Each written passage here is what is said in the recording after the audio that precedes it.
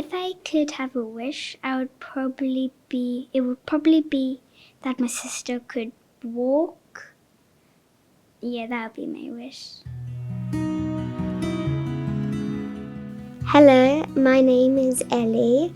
I'm 11 years old and I live with my sister Florence, my mum and dad, my dog, 3 cats and guinea pig. My favourite stuff to do in like my room or around the house or whatever are like writing poems, but most of all I love playing with Winnie, my dog, and all my pets, and Rosie, my guinea pig. Ellie started off, I would say, kind of like a normal baby. I mean, she was our firstborn, so obviously we didn't quite know what to expect, but it certainly seemed to us as if she was developing really naturally, hitting all of her milestones, wasn't she? And then I suppose around 9 months, she just kind of slowed down. She wasn't really crawling around as much, and she'd sit.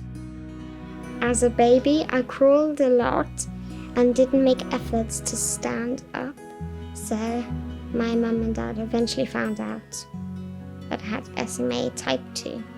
Ellie has spinal muscular atrophy, and it means that her body doesn't produce the protein that it needs to keep the neurons healthy, and as the neurons die, obviously the muscles don't get any kind of like... You get the signals, yes, and develop. Yeah, exactly, and they atrophize, which means they die.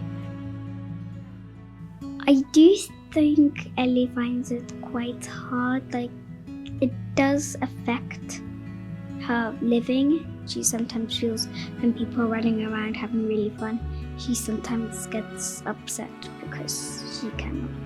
So her self-esteem has been very low, and she gets a lot of fatigue associated with her condition as well. So she just started getting in this spiral of taking to her bed, literally. And we had in 2023 she was in bed on and off for about 6 months. It's a very lonely time and period, and it was just dreadful.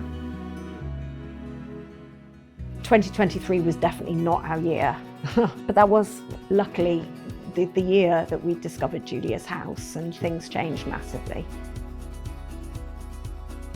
Miss Ellie, as we like to call her, is a very inspiring young girl. She came to us, and when we first met Ellie, she was very quiet, very well mannered. That remains the same. However, Ellie has definitely grown in confidence since she's come to Julia's house. There are no 2 days that are the same. There are no 2 children that are the same. And the children that we provide care for, they all come with their own individual needs, and they will very clearly make it known through whatever communication that they use, what they want from a given day. And we will do that. We also do end of life, and that is the hard bit. It's not easy, but if you can give a family a dignified death for their special child, that's really, really important. And we only get one chance to do that. We've talked to Elaine a little bit about how we would like to be supported were Ellie's condition to suddenly deteriorate, or if she were to get an infection. And I know just from the time that Ellie's been at home in bed poorly, I know I can say that I wouldn't want to nurse Ellie at home, because I just feel very vulnerable and frightened that I need to be good medically.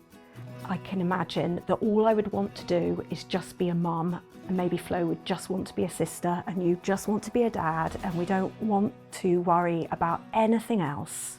It's just too terrifying, and it's too devastating.